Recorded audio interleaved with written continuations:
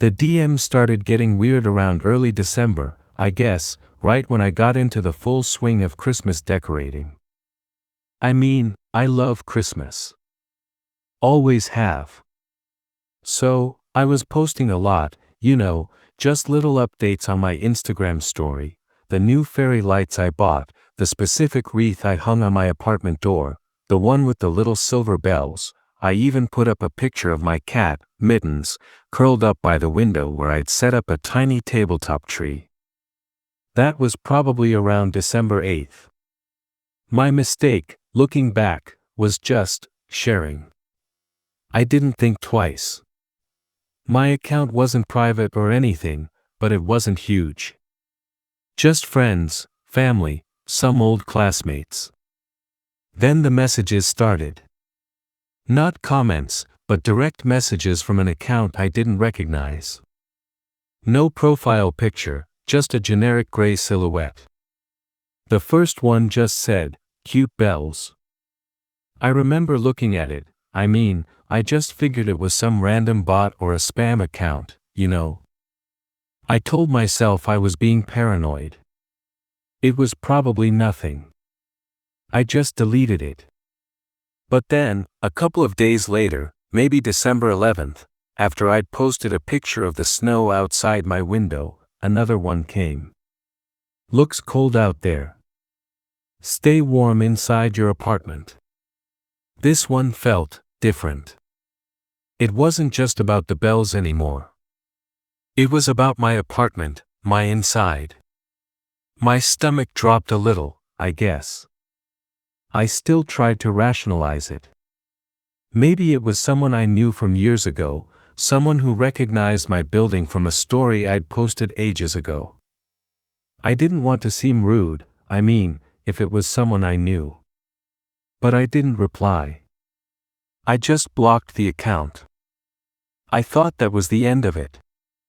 That was my next mistake. I kept posting. I guess I just wanted things to be normal. I shared my Christmas Eve plans, driving 3 hours to my sister's place in Albany on December 24th, leaving around 4 p.m., and not getting back until late on Christmas night. I even posted a picture of my packed suitcase by the door on the 23rd, just excited, The morning of the 24th, I woke up early to finish some last-minute tidying. I walked out to the hallway to take out my trash, and that's when I saw it. Tucked neatly under my welcome mat, right by the wreath with the silver bells, was a small, plain brown paper bag. No name, no address. My breath caught in my throat. My hands were shaking so bad I almost dropped the garbage bag. Who leaves a package like that? It wasn't from Amazon or anything. It was just there. I looked up and down the empty hallway, but there was nothing. The hallway was too quiet. The only sound was the faint hum of the building's old pipes. I picked up the bag, my fingers brushing against the rough paper. It felt cold, like it had been there for a while. I didn't open it. I just threw it straight into the trash chute, heart pounding. I told myself it was probably just a neighbor, a secret Santa mix-up.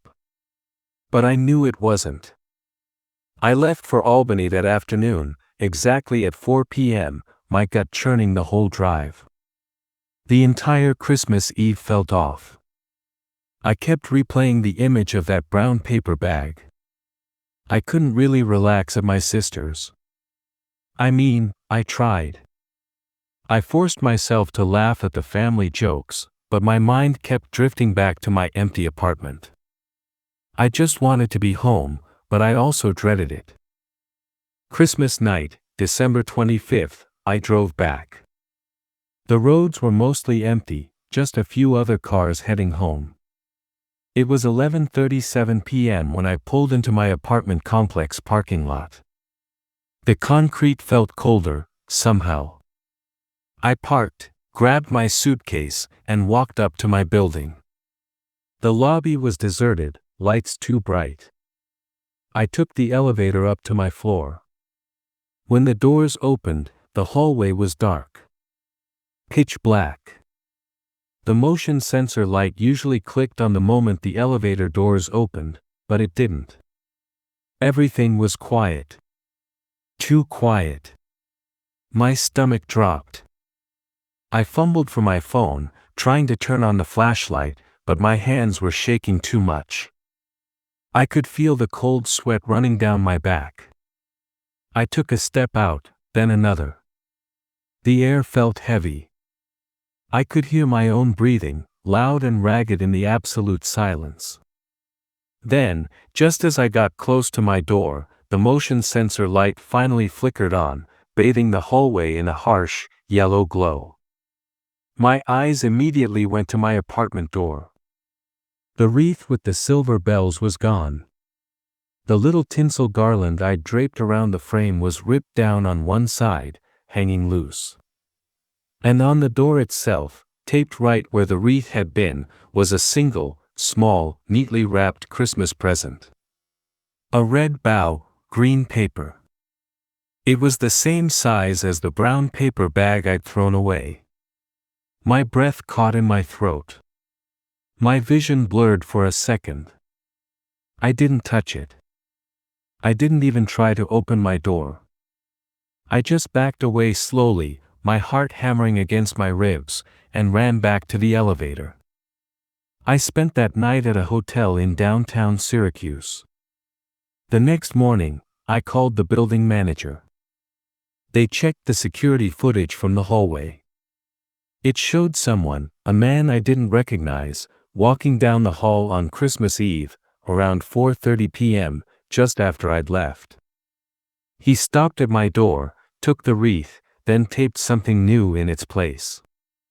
He was wearing a dark hoodie, so his face wasn't clear, but it was him. I filed a police report, but they said without a clearer image or more direct threat, there wasn't much they could do. I moved to a different city within 2 weeks. I deleted every social media account I had.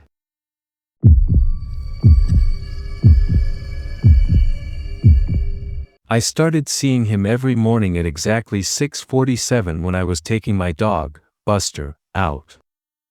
My old apartment building on Fullerton Avenue, just a few blocks from Lincoln Park, had this squeaky old elevator, and he'd always be getting off it as I was waiting for it to come down. It was December, the air was already biting, and everyone was getting into the whole Christmas thing. Lights were going up on the brownstones, and the faint smell of pine needles was everywhere. I'd lived there for 3 years, and I thought I knew most of the faces, but he was new. Or, at least, I hadn't noticed him before. At first, I told myself it was probably nothing, just a coincidence, you know. He was just another early riser, maybe had a job that started before the sun did, like me. It was Chicago, people work all kinds of hours. He was a tall guy, maybe late 30s, always wore this dark, heavy coat, even indoors sometimes in the lobby. He never smiled, never really made eye contact, just sort of glanced. Not a quick look, more like a prolonged observation from the corner of his eye as he walked past me to the main door. I'd give him a polite nod, because that's what you do, right? But he never nodded back. Just kept moving, stiff, like he was always in a hurry. I guess I just dismissed it as him being shy, or maybe just not a morning person. But then, it wasn't just mornings. I started seeing him everywhere. I'd be in the laundry room in the basement, folding clothes, and the door would creak open. He'd just stand there, watching me for a second before going to an empty machine, even if there were other people in there. One time, I was down there around, 8:30 p.m., and I heard the door open, and he was just leaning against the frame, staring at me. My stomach dropped, it really did. I quickly grabbed my laundry basket, my hands shaking a little, and mumbled something about being done. He didn't move, just watched me until I was out of sight. I told myself I was being paranoid. It was probably just a weird guy, not a threat. People are awkward, especially around strangers. It was Christmas, I mean, maybe he was just lonely or something. The small grocery store on North Avenue, the one I always went to, right? I was in there one afternoon, grabbing some milk and stuff. I turned down the produce aisle, and there he was, standing by the apples, just staring at me. He wasn't even looking at the fruit. He was looking at me.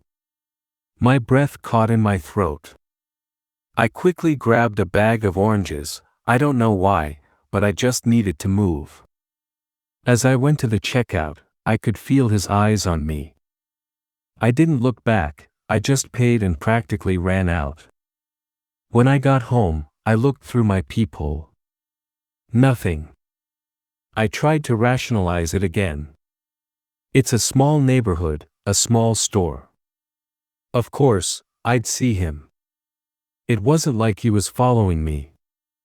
I didn't want to seem rude or accuse someone of something when it was probably just a series of weird coincidences.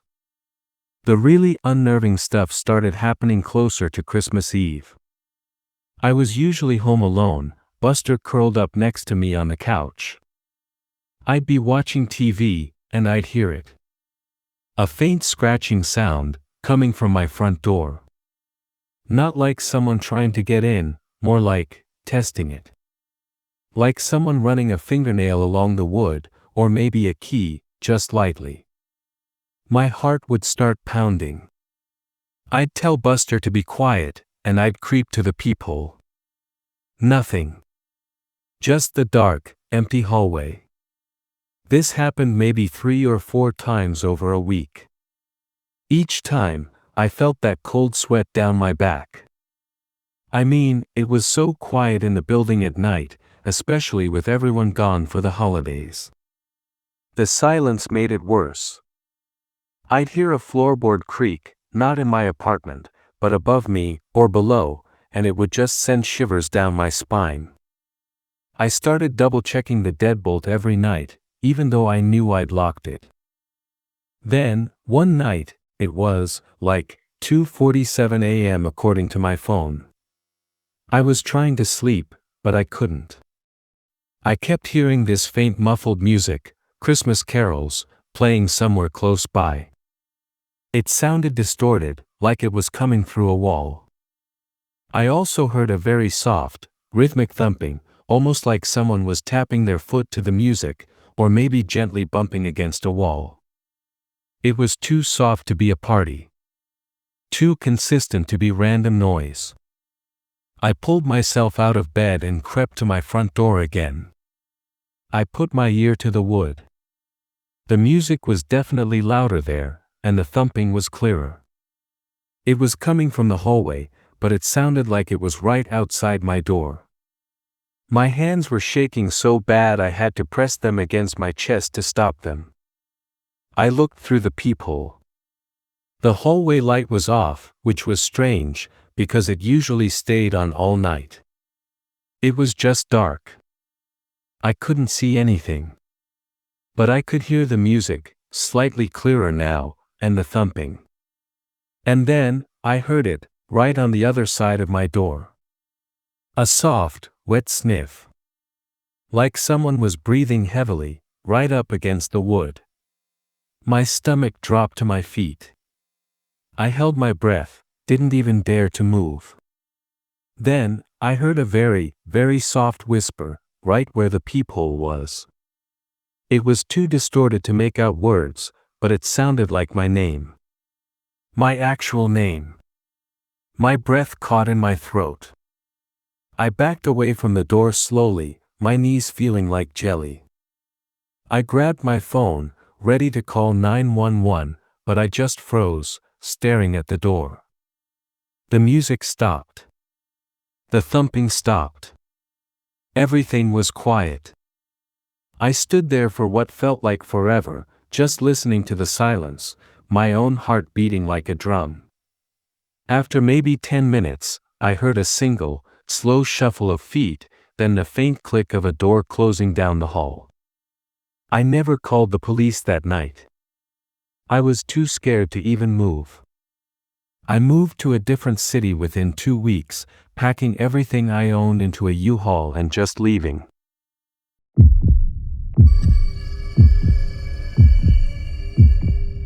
I was the last one in the office. It was December 23rd, almost 7 p.m., and everyone else had pretty much bolted for Christmas. The building was this old brick thing downtown, mostly empty after 5, especially during the holidays. I was just trying to finish up some year-end reports, trying to get ahead so I could actually relax for a few days. The only lights on were in my cubicle and the hallway leading to the elevators. Everything else was dark. It was quiet, too quiet, I guess. The kind of quiet where you can hear the hum of the old fluorescent lights above you, that really low buzz. I remember thinking about how I should have left earlier, but I had this deadline. I was clicking through spreadsheets, the only sound the tap of my keyboard. Then, I heard something. A clink, like metal on tile, coming from the main reception area, which was way at the front of the office, past a long hallway. I told myself it was probably the cleaning crew, even though they usually came in much later, after 9. Or maybe it was just the building settling, an old building, I didn't want to seem paranoid. It was Christmas. People are usually happy, not, whatever. So, I just kept typing, trying to ignore it. My stomach felt a little off, though. Just a little flutter. A few minutes later, I heard it again. This time, it was clearer. It sounded like a jingling, like keys, but also something else, like small bells. Christmas bells. And it was closer, definitely in the main office area, not just reception. I froze, my fingers hovering over the keyboard. My breath caught in my throat, I think. I pulled my headphones off, just to be sure. Nothing. Just that low hum from the lights. I told myself I was being stupid.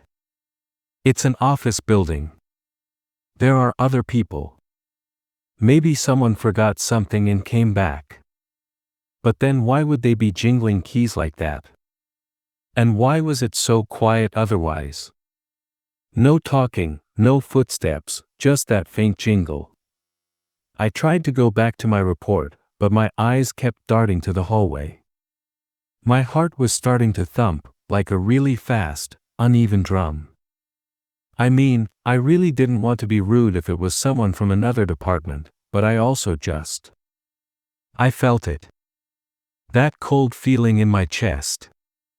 I heard a floorboard creak, really distinct, from the direction of the break room, which was just around the corner from my cubicle. That was too close for the cleaning crew. And it wasn't the building settling.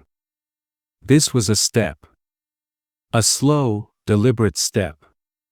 My hands were shaking, I could see them trembling on the desk, like I had a chill.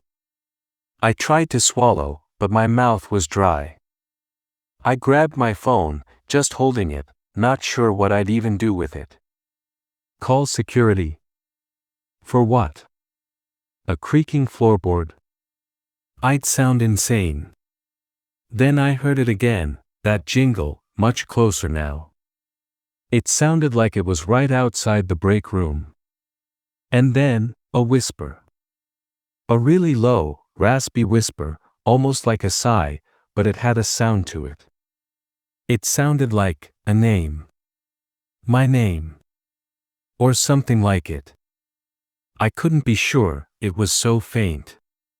But it sent this jolt, this cold shock, right down my spine.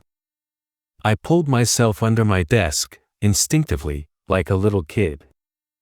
I don't know why.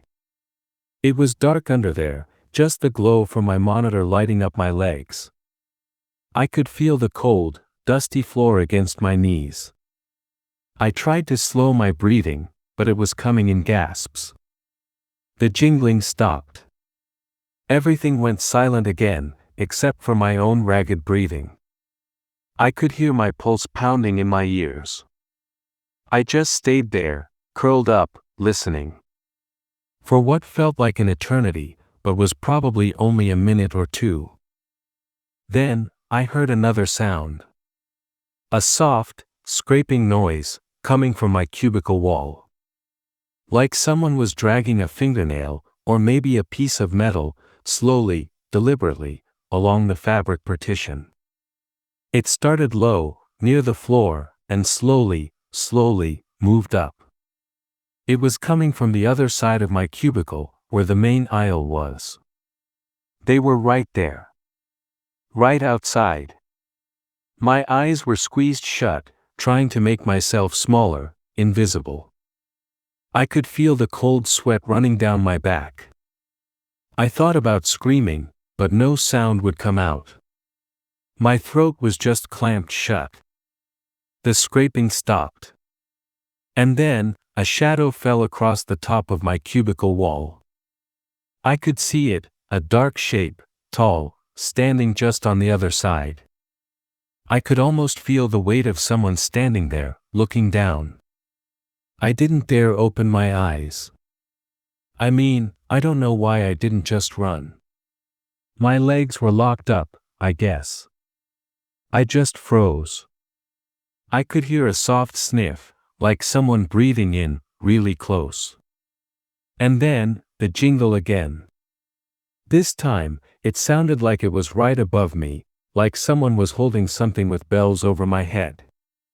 And then, a low, guttural chuckle. It wasn't a happy sound. It was wet. Suddenly, the jingle stopped, and I heard a quick, soft thud, like something small and heavy dropping onto my desk. Then, quiet. Absolute quiet. For a long, moment. I didn't move. I couldn't. My whole body was rigid with fear. After what felt like ages, I heard those slow, deliberate footsteps again, moving away, back towards the break room, then fading towards the reception area. The jingling started up again, fainter and fainter, until it was gone. I stayed under my desk for another 10 minutes, maybe more. My legs were numb. My whole body ached from tension. When I finally crawled out, my hands were still shaking so bad I almost fell. I forced myself to look at my desk. There, right in the center of my keyboard, was a small, tarnished silver bell. Not a Christmas bell, more like a small sleigh bell, but old, with some dried, dark reddish-brown stuff on it. And next to it, a small, handwritten note, folded twice. My name was scrawled on the outside. I didn't open it. I grabbed my bag, my keys, my phone, and I ran. I didn't even turn off my monitor. I sprinted through the dark office, past the reception, and practically fell into the elevator.